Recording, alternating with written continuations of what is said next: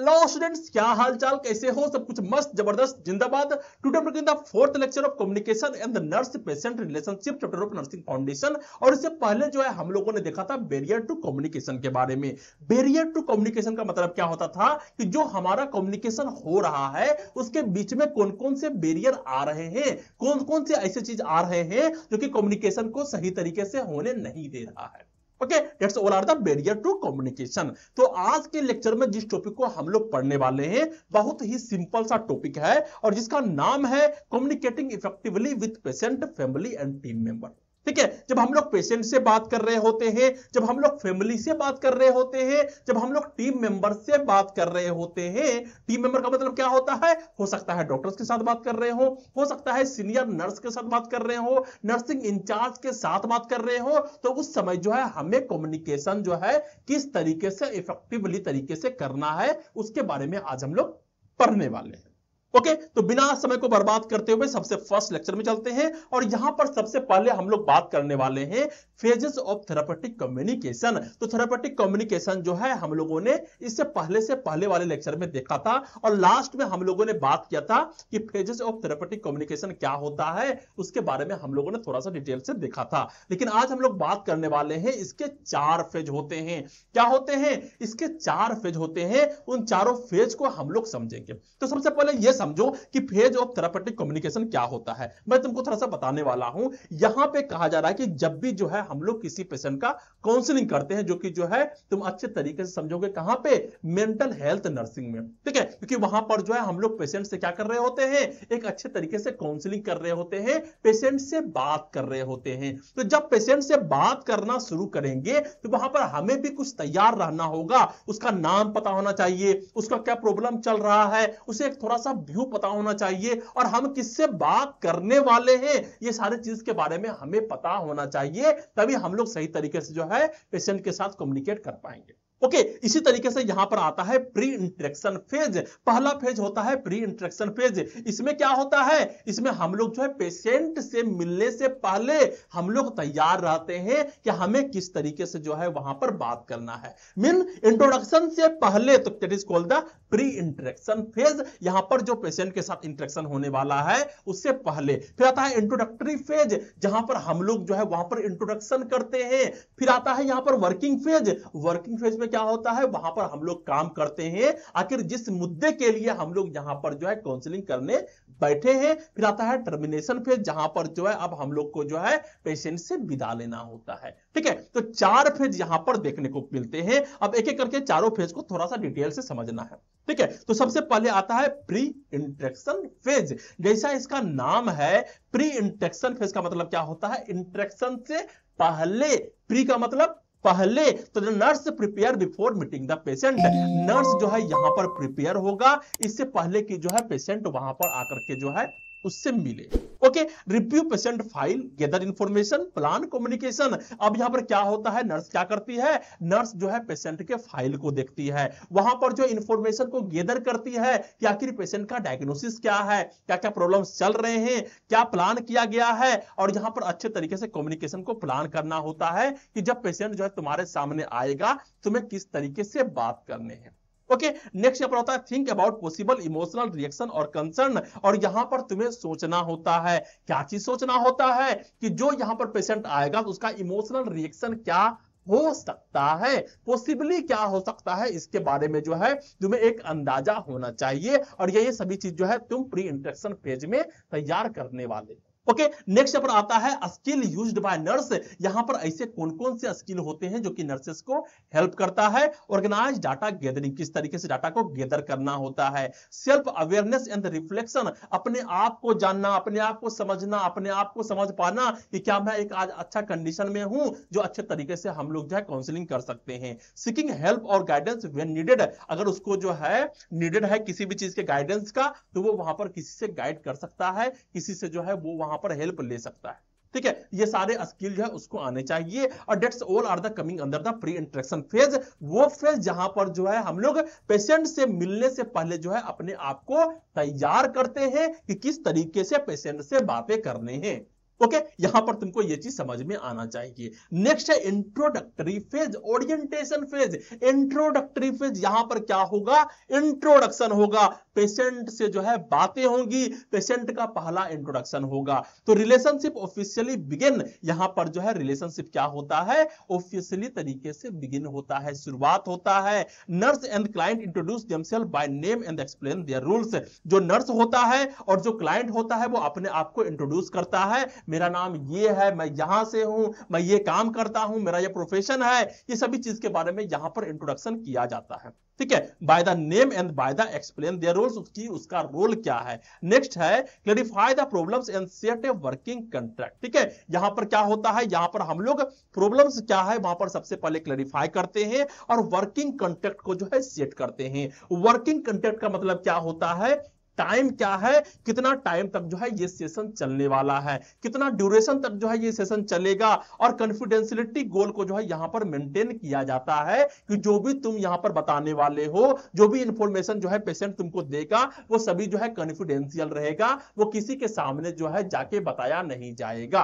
Okay, और इसी समय जो है एक और चीज कर दिया जाता है, वो बता दिया जाता है कि ये चीज जो है, ये जो सेशन है वो खत्म भी होगा इतना टाइम पे। ये मेंटल हेल्थ नर्सिंग में बहुत ज्यादा इंपॉर्टेंट होता है, क्योंकि वहां पर जो है अगर पेशेंट को नहीं बोला जाए कि यहां पर सेशन खत्म होगा, तो जैसे ही सेशन खत्म होने वाला रहता है वहां पर पेशेंट जो है लड़ाई पिटी भी कर सकता है। ओके, तो यहां पर स्किल कौन कौन सी चीज की जरूरत होता है, एक्टिव लिसनिंग, अच्छे तरीके से सुनना है, ओपन एंडेड क्वेश्चन यहां पर पूछने होते हैं, ऐसे क्वेश्चन नहीं पूछने होते हैं जिसका जवाब जो है हां या ना में दिया जा सकता है, ऐसे क्वेश्चन पूछने होते हैं जिसको बताने के लिए उसको एक्सप्लेन करना पड़ेगा। इंपैथी एंड वार्मथ, यहां पर जो है पेशेंट के साथ इंपैथी से पेश आना है, पेशेंट को वार्मथ करना है, अच्छे तरीके से जो है वहां पर गुड मॉर्निंग भी करने हैं, वहां पर टाटा बाय बाय भी करने हैं। एंड क्लैरिफाइंग एंड प्रेफराइजिंग मींस वहां पर जो भी इंफॉर्मेशन तुम उसको देने वाले हो किस तरीके से क्लैरिफाई करके बताना है, किस तरीके से जो है पैराफ्राइजिंग करना है, सही तरीके से सेंटेंस में बना के बोलना है, उसी के लैंग्वेज में बना के बोलना है ताकि वो जो है समझ सके। ओके, तो यहां पर हम लोगों ने देखा सेकंड फेज को, that is called the introductory phase and orientation phase. यहां तक तुमको समझ में आ गया होगा। अब हम लोग नेक्स्ट चलते हैं और यहां पर हम लोग को देखने को मिलता है थर्ड फेज, और जहां पर होता है वर्किंग फेज। कौन सा फेज, वर्किंग फेज। अब यहां पे वर्क होगा जिस मुद्दे के लिए जो है हम लोग यहां पर बैठे हैं। तो यहां पर क्या होता है, main therapeutic work happen there. Therapeutic work का मतलब क्या होता है, वो वर्क जिसके माध्यम से पेशेंट के कंडीशन में सुधार लाया जा सके। पेशेंट के कंडीशन का मतलब क्या हो जाता है, पेशेंट को कौन सा बीमारी है, क्या प्रॉब्लम्स है, अगर उसके साइन एंड सिम्टम्स को अगर हम लोग सुधार सकते हैं वो कहा जाएगा थेरापेटिक वर्क। ओके, तो हम लोग यहां पर बात कर रहे हैं, थेरापेटिक कम्युनिकेशन हो रहा है और यहां पर थेरापेटिक वर्क चलेंगे। तो वहां पर main therapeutic work happen there and nurse and client explore throughout feelings and behaviour. क्या होता है, नर्स और क्लाइंट जो है एक दूसरे के थॉट्स को, एक दूसरे के फीलिंग्स को, एक दूसरे के बिहेवियर को अच्छे तरीके से जानते और समझते हैं। मेनली रूप से नर्स जो है यहां पर देखता है कि जो उसका क्लाइंट है, जो उसका पेशेंट है, उसका थॉट कैसा है, उसका बिहेवियर कैसा है, उसका फीलिंग्स कैसा है, कितना दर्द में है, उन सभी को वो वहां पर देखता है। Develop trust, understanding and problem solving skill. और यहां पे क्या होता है, एक नर्स पेशेंट रिलेशनशिप जो है सही तरीके से कायम होता है, उसके बीच में ट्रस्ट बनता है, उसके बीच में अंडरस्टैंडिंग बनता है, और यहां पर प्रॉब्लम सॉल्विंग स्किल भी जो है बहुत ज्यादा काम आते हैं। नेक्स्ट है encourage the client to take responsibility and action toward goal. और यहीं पर जो है क्लाइंट को इनकरेज भी किया जाता है कि किस तरीके से अपने जिम्मेदारी को खुद से लेना है और अपने एक्शन के हिसाब से जो है अपने गोल तक पहुंचना है। गोल क्या है, गोल ये है कि उस पेशेंट को हेल्दी होना है, क्या करना है, किस तरीके से दवाई खाना है,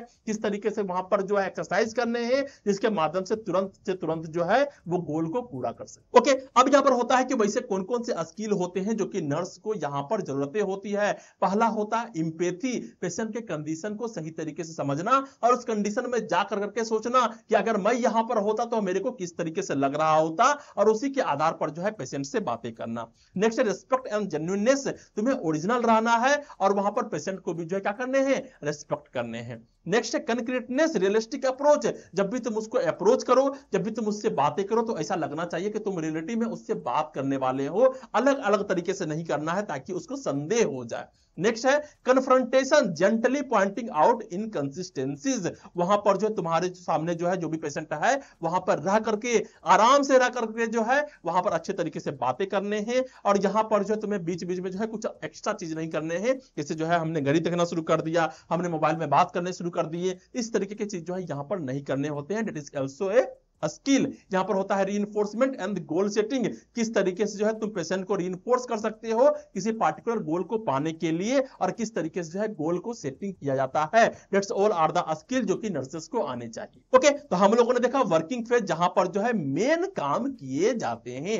नेक्स्ट होता है टर्मिनेशन, एंडिंग फेज। अब जो है यहां पर हम दोनों विदा लेंगे। अब यहां पर क्या होता है, relationship come to an end planned and mutual. क्या होता है, जो रिलेशनशिप है वो जो है अब एंड में आ जाता है। एक जो भी प्लान होते हैं, जो म्यूचुअली तरीके से हम लोग बोल रहे होते हैं कि ये काम होने के बाद जो है इस सेशन का एंड होगा, चाहे वो आधा घंटा के बाद हो, चाहे वो 1 घंटा के बाद हो, और उसको सही तरीके से जो है इस रिलेशनशिप को एंड करना होता है।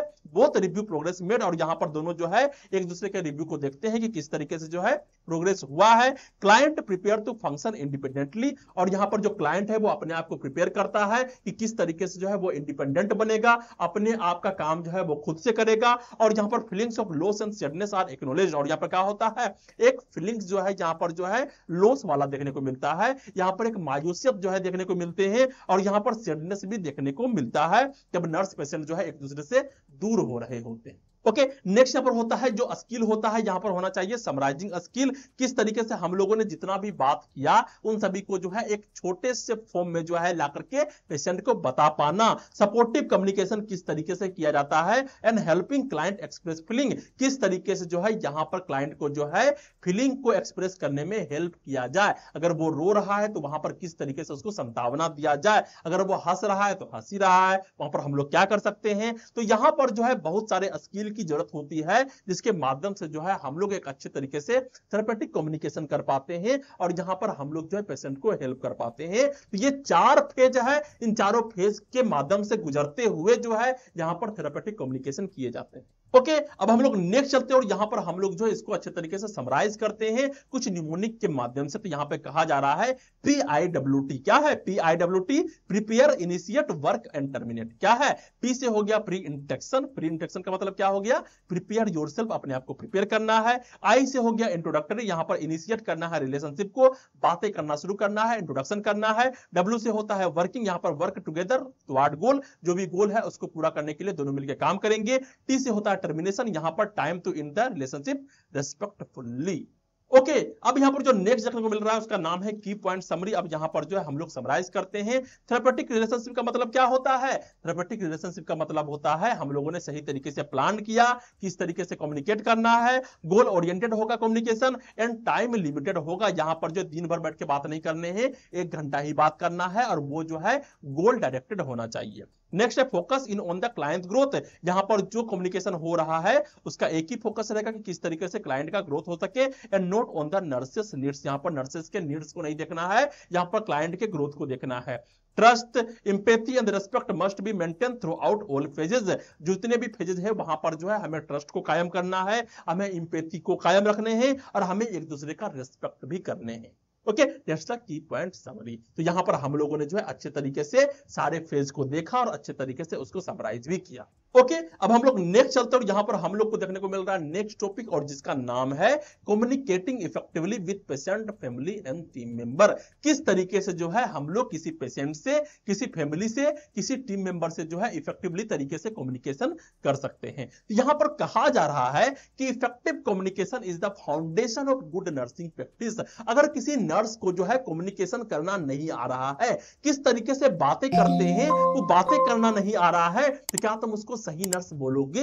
नहीं बोलोगे, क्योंकि उसके पास एक स्किल नहीं है जो कि बहुत ज्यादा वहां पर उसकी जरूरत होती है। ओके, तो effective communication is the foundation. ये जो है क्या है? फाउंडेशन है, एक पिलर है एक गुड नर्सिंग प्रैक्टिस का। नेक्स्ट कहा जा रहा है इट प्रमोट, ये प्रमोट करता है। क्या प्रमोट करता है?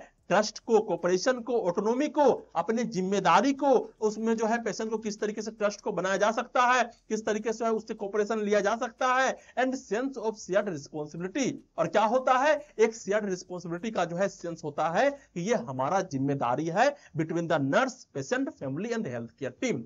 ओके, अगर हम लोग जो है कम्युनिकेशन नहीं कर पाएंगे तो कैसे पता चलेगा कि पेशेंट का भी क्या रोल होते हैं, फैमिली को क्या बताने होते हैं, हेल्थ केयर टीम से जो है किस तरीके से बात करने हैं, किस तरीके से एडवोकेसी करना है, किस तरीके से पेशेंट का जो है एडवोकेट बनना है, ये सारी चीज जो है कम्युनिकेशन के तरीके से ही हो सकते हैं। ओके, अब यहां पर जो नेक्स्ट देखने को मिल रहा है उसका नाम है की प्रिंसिपल्स। यहां पर जो है कुछ की प्रिंसिपल्स के बारे में बात किया जा रहा है जो कि जो है बहुत ज्यादा यहां पर जरूरी होते हैं। तो यहां पर हो गया कोलैबोरेशन। कोलैबोरेशन का मतलब क्या होता है, कोलैबोरेशन का मतलब होता है working together toward common goal, solving problems, planning care and supporting each other. ठीक है, कोलैबोरेशन का मतलब क्या होता है, हम लोगों ने एक साथ मिल करके किसी चीज को कोलैबोरेट किया, किसी चीज को जो है बनाने का प्रयास किया। तो collaboration means working together toward common goal. हमारा गोल एक है, हमारा एम एक है, लेकिन हम लोगों ने सभी मिलकर के जो है यहां पर काम करने वाले हैं किसी कॉमन गोल को प्राप्त करने के लिए। अब यहां पर हो सकता है कि हम लोग जो है किसी प्रॉब्लम को सॉल्व कर रहे होते हैं, या फिर हो सकता है किसी चीज का प्लानिंग कर रहे होते हैं, कौन से केयर पेशेंट को देने हैं, या फिर एक दूसरे को सपोर्ट करना भी जो है कोलैबोरेशन ही कहलाता है। ओके, अब यहां पर आता है सक्सेसफुल कोलैबोरेशन रिक्वायर। अगर किसी कोलैबोरेशन को सक्सेसफुल करना है, मींस कोलैबोरेशन का मतलब क्या हो रहा है, कोलैबोरेशन का मतलब सिंपल सा हो रहा है कि हमें किसी एक गोल को पाने के लिए अगर हम लोग सारे टीम मेंबर जो है एक साथ मिलकर काम कर रहे हैं, that is the called the collaboration. अगर एक अच्छा कोलैबोरेशन चाहिए, अगर एक अच्छे तरीके से मिलकर काम करने हैं, तो यहां पर क्या होना चाहिए, active participation from both nurse and client. Client और नर्स जो है दोनों मिलकर के जो है एक साथ एक दूसरे को पार्टिसिपेट करेंगे। Commitment to solving problem jointly, दोनों मिलकर कमिटमेंट करेंगे कि किस तरीके से जो है प्रॉब्लम को सॉल्व करने हैं। नेक्स्ट है म्यूचुअल रेस्पेक्ट एंड अंडरस्टैंडिंग, दोनों के बीच में जो है एक म्यूचुअल रेस्पेक्ट होना चाहिए, दोनों एक दूसरे को जो है सही से रेस्पेक्ट कर रहे हो और उस दोनों को समझ पा रहे हो। रिजल्ट क्या होता है इसके माध्यम से, इंप्रूव पेशेंट वेलबींग, जो पेशेंट है वो एक अच्छा इंसान बन पाता है, उसका जो है हेल्थ वहां पर सुधार होना शुरू हो जाता है। और नर्सेस जॉब सेटिस्फेक्शन, और नर्स को क्या होता है, जॉब सेटिस्फेक्शन भी मिलता है, उसको काम करने में अच्छा लगता है। ओके, अब हम लोग नेक्स्ट चलते हैं, यहां पर हम लोग को देखने को मिल रहा है वो क्या है, नर्स पेशेंट रिलेशनशिप। अब एक एक करके जो है हम लोग सारे कम्युनिकेशन को देखने वाले हैं। पहला क्या है, पहला है नर्स पेशेंट रिलेशनशिप। नर्स और पेशेंट के बीच में जो कम्युनिकेशन हो रहा है, जो रिलेशनशिप यहां पर बनने वाला है, इसके बारे में हम लोग बात करने वाले हैं। यहां पर कहा जा रहा है it is the core of nursing practice. क्या है, नर्स पेशेंट रिलेशनशिप जो है नर्सिंग प्रैक्टिस का कोर है। अगर जो है तुम पेशेंट के साथ सही तरीके से कम्युनिकेशन नहीं कर पा रहे हो, सही तरीके से रिलेशनशिप नहीं बना पा रहे हो, तो यहां पर बहुत ज्यादा जो है कमी है तुम्हारे अंदर। Where caring, trust and professionalism combine, यहां पर जब भी जो है नर्सिंग प्रैक्टिस दे रहे होते हैं, वहां पर जो है जो नर्स पेशेंट रिलेशनशिप है वो एक जो है केयरिंग की तरह से होता है। यहां पर हम लोग इसके माध्यम से ट्रस्ट बिल्ड कर सकते हैं, और ये जो है प्रोफेशनलिज्म का जो है कॉम्बिनेशन होता है। ओके, प्रोफेशनली तरीके से जो है हम लोग किसी पार्टिकुलर गोल को पूरा करने के लिए जो है नर्स पेशेंट रिलेशनशिप को जो है यहां पर बनाने का प्रयास करते हैं, जिसके अंदर जो है एक ट्रस्ट होता है, एक पेशेंट जो है नर्सेस पर ट्रस्ट करते हैं।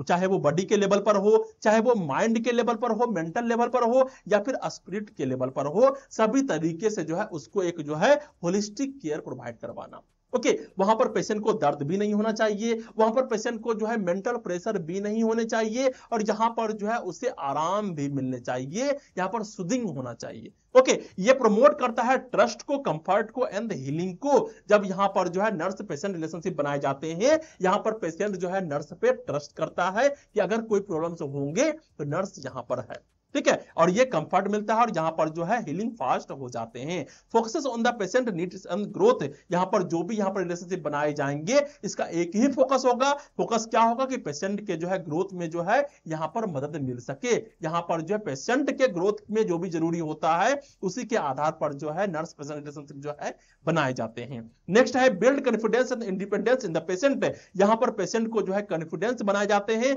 एंड इंडिपेंडेंस बनाए जाते हैं। मींस पेशेंट के अंदर जो है इतना कॉन्फिडेंस आ सके कि वो खुद से अपना सारा काम को कर सके, वो इंडिपेंडेंट हो सके, किसी पे डिपेंडेंट ना हो।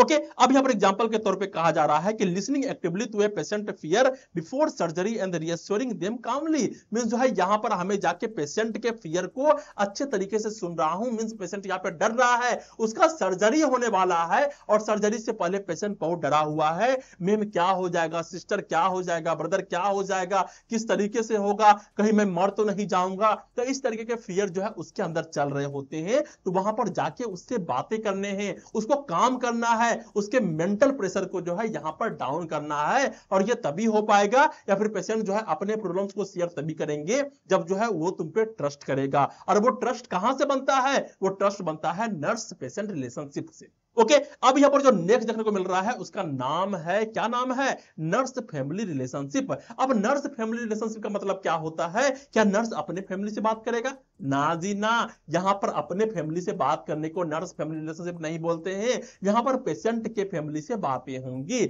वहां पर पेशेंट के फैमिली के साथ भी जो है एक रिलेशनशिप बनाया जाता है, ठीक है। In community and home setting the nurse often work with the whole family unit, जब जो है कोई नर्स जो है वो एक कम्युनिटी में काम कर रहे होते हैं, किसी होम सेटिंग में काम कर रहा होता है, तो वहां पर जो है पूरे फैमिली यूनिट के साथ जो है उसे एक कॉम्बिनेशन बनाने होते हैं, एक रिलेशनशिप बनाने होते हैं। अब यहां पर कुछ की पॉइंट्स दिए गए हैं और यहां पर कहा गया है सबसे पहले family act as the main support system for the patient, patient को अगर किसी चीज का जरूरत होगा तो वो किससे मांगेगा, वो मांगेगा फैमिली से। अगर उसे मेडिसिन चाहिए होगा, कोई कैनुला चाहिए होगा, कोई कैथेटर चाहिए होगा, तो वो किस पे डिपेंड रहेगा, वो फैमिली पे डिपेंड रहेगा, फैमिली ला के देगा तभी जो है तुम वहां पर क्या करोगे, यूज करोगे। नेक्स्ट है nurse should understand family dynamics needs and the roles, nurse को जो है फैमिली के डायनेमिक्स को समझना होगा, फैमिली के नीड्स को समझना होगा, फैमिली के रोल को समझना होगा, फैमिली का जो है बैकग्राउंड क्या है, कौन से बैकग्राउंड से आता है, कितना उसका इकोनॉमिक लेवल है,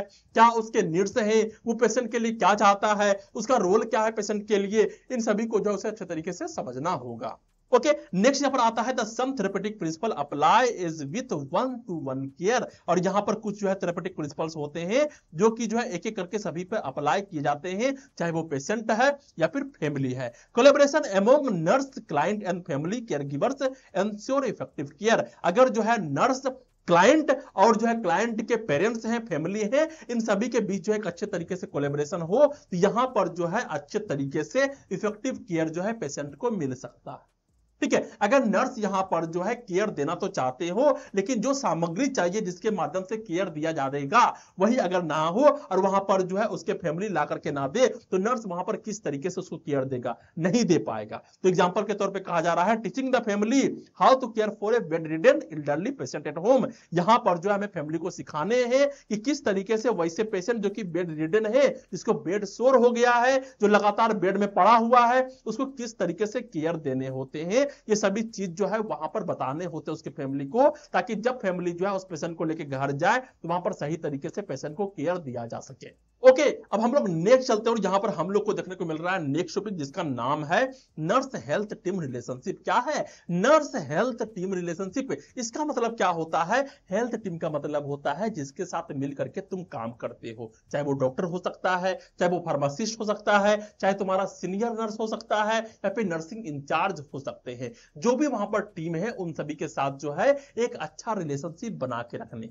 ओके और ये रिलेशनशिप बना के क्यों रखने होते हैं? क्योंकि यहां पर पेशेंट को फायदा हो सके। हमारा मेन फोकस क्या है? हमारा मेन फोकस है कि सभी मिलकर के जो है पेशेंट को अच्छे तरीके से क्योर कर सके, सही कर सके। तो यहां पर कहा जा रहा है nurses are the part of multidisciplinary health team, जैसे डॉक्टर हो गए, फिजियोथेरेपिस्ट हो गए, डाइटिशियन हो गए या फिर लैब स्टाफ हो गए। ठीक है, तो जो भी यहां पर जो है मल्टी डिसिप्लिनरी हेल्थ टीम होते हैं, जहां पर ये सारे लोग होते हैं, वहां पर जो है नर्सेस भी जो है इसका एक पार्ट होता है। ओके अब यहां पर इसेंशियल क्या होता है, क्या क्या चीज जरूरी होते हैं? तो communication should promote team work and goal achievement.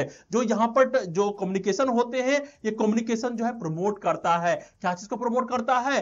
Team work को प्रमोट करता है एंड गोल अचीवमेंट को प्रमोट करता है। अगर अच्छे तरीके से कम्युनिकेशन होगा, सभी लोग अच्छे तरीके से बात कर पाएंगे, तो सभी लोग जो है एक साथ जो है एक दूसरे को शेयर कर पाएंगे इस पेशेंट के अंदर क्या प्रॉब्लम्स हो रहे हैं। नर्सेस अच्छे तरीके से बता पाएगा डॉक्टर्स को कि हाँ इसके अंदर क्या कंडीशन चल रहा है, क्या क्या प्रॉब्लम्स जो है दिन भर में देखने को मिले हैं। नेक्स्ट पर आता है इन्वॉल्व टीम बिल्डिंग। इससे क्या होगा? यहां पर टीम बिल्डिंग आसानी से होंगे, कोलैबोरेशन सही तरीके से होगा एक दूसरे के साथ, डेलीगेशन सही तरीके से होगा, जैसे अगर कोई चीज जो है यहां पर प्रॉब्लम्स हो रहे हैं तो उसको सही तरीके से निपटा जा सकता है, लीडरशिप सही तरीके से होगा एंड सुपरविजन जो है सही तरीके से रखा जा सकता है पेशेंट के ऊपर ताकि उसको फायदा हो। ओके अब यहां पर आता है combine social and therapeutic interaction to improve moral. क्या है? यहां पर हम लोग सोशल एंड थेरेपेटिक इंटरेक्शन को सही तरीके से अगर कंबाइन करते हैं तो यहां पर मोरल जो है इंप्रूव हो सकता है। ऐसा नहीं है कि हम लोग जो एक दूसरे से लड़ गए हैं, डॉक्टर नर्स के साथ लड़ रहा है, नर्स जो है नर्सेस इंचार्ज के साथ लड़ रहा है, यहां पर जूनियर नर्स जो है सीनियर नर्स से लड़ रहा है, इस तरीके से नहीं करने होते हैं। यहां हमें जो है सोशली एंड थेरेपेटिक इंटरेक्शन जो है साथ बना के रखने होते हैं और हमारा फोकस होता है पेशेंट को सही करना, बिल्ड करना होता है म्यूचुअल रेस्पेक्ट एंड कोऑपरेशन। हमें जो है एक दूसरे को रेस्पेक्ट करने हैं और सही तरीके से कोऑपरेशन को बना के रखने हैं, सभी एक दूसरे को जो है अच्छे तरीके से कोऑपरेट कर रहे हो, मदद कर रहे हैं। ओके अब यहां पर आता है नर्सेस को क्या क्या करने चाहिए? Share patient information accurately and promptly. जो भी जो है पेशेंट का इंफॉर्मेशन है वो सही तरीके से, एक्यूरेटली तरीके से एंड प्रॉम्प्टली तरीके से जो है यहां पर डॉक्टर्स को या फिर अदर प्रोफेशनल्स को जो है बताने चाहिए।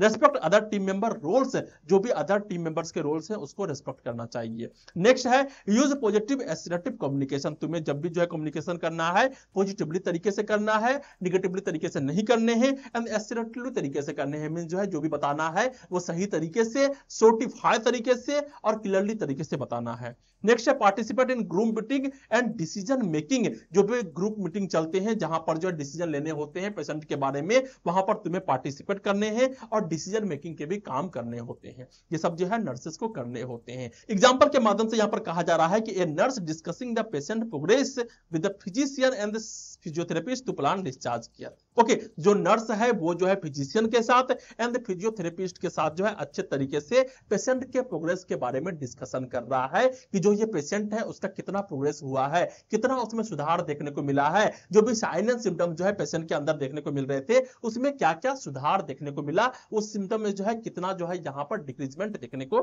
मिले हैं। इन सभी के बारे में जो है फिजिशियन एंड फिजियोथेरेपिस्ट के साथ जो है नर्सेस बात करेगी और उसके हिसाब से जो है यहां पर डिस्चार्ज जो है प्लान किया जाएगा कि पेशेंट को डिस्चार्ज करना है या फिर नहीं करना है। ओके अब हम लोग नेक्स्ट चलते हैं और यहां पर हम लोग को देखने को मिल रहा है नेक्स्ट टॉपिक जिसका नाम है नर्स कम्युनिटी रिलेशनशिप। क्या है? Nurse community relationship. नर्स और कम्युनिटी के बीच में जो है रिलेशनशिप होता है और वो रिलेशनशिप जो है किस तरीके का होना चाहिए इसके बारे में हम लोग बात करने वाले हैं। तो यहां पे कहा जा रहा है nurses also serve the large community through education, advocacy and participation. क्या है? जो नर्सेस है वो भी जो है लार्ज कम्युनिटी को सर्व करते हैं, सेवा करते हैं, एजुकेशन के मामले में, एडवोकेसी के मामले में एंड पार्टिसिपेशन के माध्यम से। ओके अब रोल क्या क्या होता है नर्सेस का? पहला रोल होता है हेल्थ एडुकेटर के तौर पे हेल्थ के बारे में एडुकेशन देना, कंडक्ट करवाना अवेयरनेस कैंप्स को। ओके नेक्स्ट होता है एडवोकेट के रूप में, प्रमोट करता है हेल्थ राइट को एंड सर्विसेज को। क्या करता है? हेल्थ राइट एंड सर्विसेज को जो है प्रमोट करने का काम करता है कि कौन कौन से सर्विसेज हैं जो कि गवर्नमेंट के द्वारा चलाए गए हैं उसे जो है किसे देना है और कौन कौन से हेल्थ राइट होते हैं उसके बारे में प्रमोट करना। नेक्स्ट होता है वॉलंटियर एंड लीडर के रूप में भी जो है यहां पर काम करने होते हैं, ज्वाइनिंग करना होता है कम्युनिटी प्रोग्राम्स को एंड हेल्थ ड्राइव्स को। नेक्स्ट है चेंज एजेंट के माध्यम से भी यहां पे रोल्स होता है, मोटिवेट करना होता है कम्युनिटी को फॉर हेल्थियर लाइफ स्टाइल कौन कौन से हेल्थियर लाइफ स्टाइल जो है अपने अंदर रखने हैं, उसके बारे में जो है यहां पर जाके कम्युनिटी में बताने होते हैं और जाके वहां पर शिक्षा देना होता है। ओके, अब यहां पर आता है कम्युनिकेशन चैनल। कम्युनिकेशन चैनल का मतलब क्या होता है, किस माध्यम से यहां पर जो है हेल्थ एडुकेटर जो है यहां पर कम्युनिकेट करेगा। तो हो सकता है कि लोकल न्यूज लेटर के माध्यम से, पब्लिक बुलेटिन बोर्ड्स में जो है बड़े बड़े चार्ट जो है लगाए जाते हैं, वहां उसके माध्यम से जो है यहां पर दिया जाएगा। नेक्स्ट न्यूज़पेपर में जो है हम लोग एड्स डाल सकते हैं, क्या करना है क्या नहीं करना है। रेडियो एंड टेलीविजन के माध्यम से हम लोग दे सकते हैं, या फिर online platform and social media के माध्यम से जो है हम लोग किसी को क्या कर सकते हैं, एजुकेशन दे सकते हैं in the large community. Okay, अब यहां पर आता है एग्जांपल के तौर पे क्या है, एक कम्युनिटी हेल्थ नर्स ऑर्गेनाइजिंग एक कैंपेन। यहां पर जो कम्युनिटी हेल्थ नर्स होता है वो कैंपेन को ऑर्गेनाइज करता है और malaria prevention through local media के थ्रू जो है ये मलेरिया प्रिवेंशन पर जो है एक कैंपेन को ऑर्गेनाइज करता है, जिसके माध्यम से जो है कम्युनिटी हेल्थ नर्स जो है बताता है कि किस तरीके से हेल्थ को सुधारा जा सकता है, किस तरीके से मलेरिया को बचाव किया जाता है। जब मलेरिया होता है तो यहाँ पर कौन कौन से साइन एंड सिम्टम्स देखने को मिलते हैं और वहां पर क्या करना चाहिए, प्राइमरी प्रिवेंशन क्या करना चाहिए, इन सभी के बारे में जो है वो लोगों को जागरूक करने का प्रयास करता है। और ये तभी होगा जब कम्युनिकेशन सही तरीके से हो पाएगा और यहां पर जो है नर्स और कम्युनिटी के बीच में जो है एक अच्छे तरीके का रिलेशनशिप बनता है। ओके, अब यहां पर नेक्स्ट जो है हमें देखने को मिल रहा है वो क्या है, वो है समराइजेशन टेबल। अब जो है हम लोग इन सभी को जो है अच्छे तरीके से समराइज करते हैं। पहला क्या था, नर्स पेशेंट रिलेशनशिप, सेकंड था नर्स फैमिली रिलेशनशिप, नेक्स्ट था नर्स हेल्थ टीम और नेक्स्ट था नर्स कम्युनिटी रिलेशनशिप। ठीक है, यहां पे क्या होता था, नर्स पेशेंट के साथ इंडिविजुअल हीलिंग एंड ट्रस्ट को फोकस किया जाता था। और एग्जांपल के तौर पे हो गया उसको सुनना, उसको एम्पैथी देना, उसको केयर देना, किसको, पेशेंट को। नर्स फैमिली की बात करते हैं तो यहां पर फैमिली सपोर्ट एंड एजुकेशन देना होता है। टीचिंग होम केयर, किस तरीके से पेशेंट को जो है केयर करना है घर पे जब वहां पे नर्सेस नहीं होंगी। नर्स हेल्थ टीम में आता है कोलैबोरेशन एंड टीम वर्क, एक साथ मिलकर के अच्छे तरीके से किस तरीके से काम किए जाते हैं, that is the main focus. और जैसे हो गया रिपोर्टिंग, जैसे हो गया डेलीगेटिंग टास्क।